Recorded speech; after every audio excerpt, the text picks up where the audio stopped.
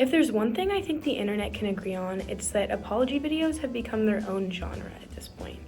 They go viral almost every single time. One of James Charles's apology videos has 58 million views, even though he only has 20 million subscribers. And Logan Paul, one of his apology videos, has 64 million views, making it one of the most watched videos on his entire channel. This is kind of wild because it means that people who don't even watch these creators are still tuning in and trying to figure out what's going on. Even if you're someone who barely watches YouTube, you've probably seen an apology video or have at least heard about one. And if you do watch YouTube regularly, you can probably tell you're watching an apology video even before the creator opens their mouth. So the real question is, why do all YouTube apology videos look the same? To fully understand apology videos, you have to understand cancel culture. Cancel culture is when a large group of people collectively decide to stop supporting a celebrity or an influencer, usually because of something they did that people think is wrong. Being canceled can look a lot of different ways. Maybe they lose followers, maybe they get a lot of hateful comments, or maybe brands and collaborators just stop working with them altogether. Basically, their entire reputation and sometimes their career takes a big hit. That's where the apology video comes in. They're usually a last resort move, a way for influencers to take accountability, show remorse, explain their side of the story, and ultimately ask for forgiveness. There's also this bigger idea of public accountability.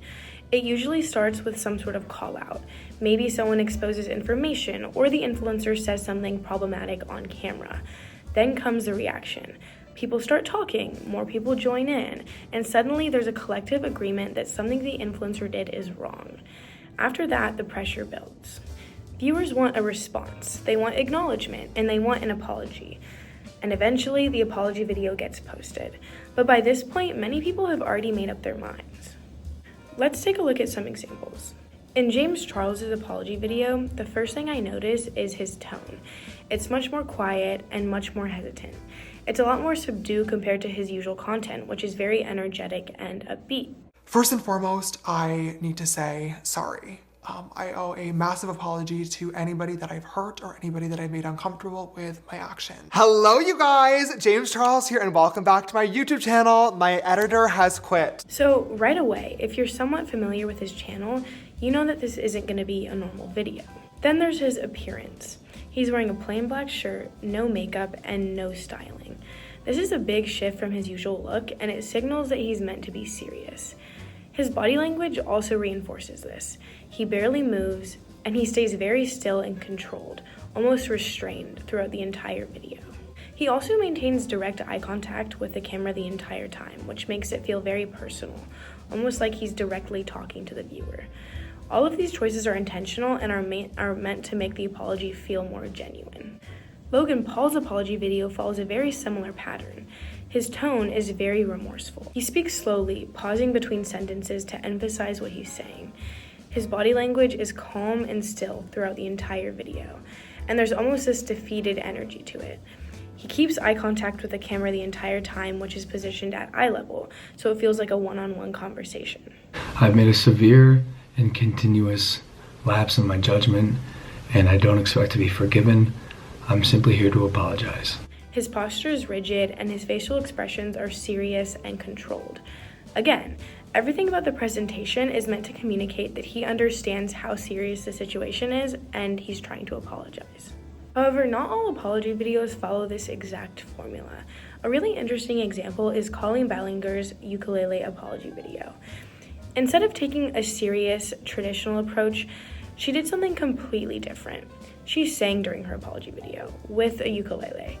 She's sitting on a couch, relaxed, and not maintaining constant eye contact, instead looking down at her instrument. Her tone shifts throughout the song, going from light and playful to more serious depending on where she's at with the lyrics. And the chorus, the toxic gossip train, basically suggests that the accusations against her are exaggerated and false. So the overall vibe is very ironic. She's addressing very serious allegations, but in a way that almost feels comedic. And people did not respond well to this. Toxic gossip train, you tied me to the tracks and harassed me for my past. In fact, her video was widely criticized and ridiculed because viewers felt like she didn't take the situation seriously enough. When comparing all of these apology videos, you start to see a pattern. The standard apology video has a very quiet tone with minimal movement, direct eye contact, and a very simple appearance. And this exists for a reason, because when creators don't follow this formula, it usually backfires.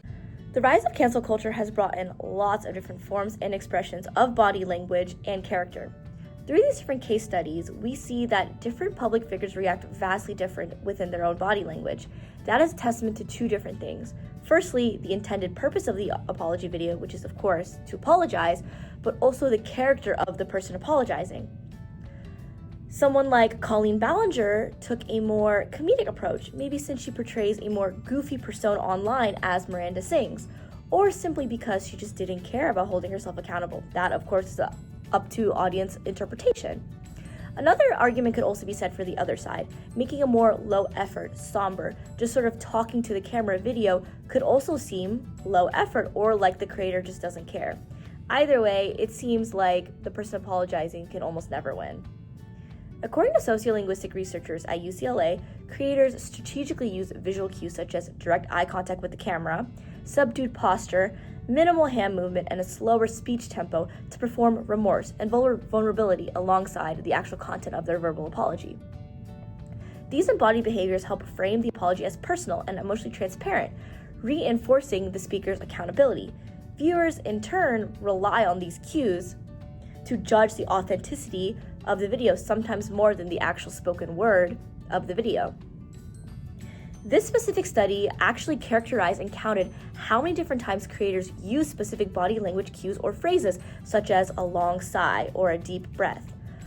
Oftentimes, however, over-exaggerated body movements and choices can backfire. An overextended pause or too many deep breaths can make the creator seem unauthentic. In the article Networked Justice by Umid Kennedy, it suggests that negative or exaggerated body language, such as excessive crying or dramatic gestures, can backfire, increasing audience skepticism rather than sympathy, which is very much prevalent in the case of a different one of James Charles's apology videos. As we can see in this data graph, his apology video has the most amount of sighs and dramatic pauses. His overuse of these deep breaths and sighs was often the subject of many memes and commentary, alluding to his inauthenticity, making audiences perceive his apology as unauthentic.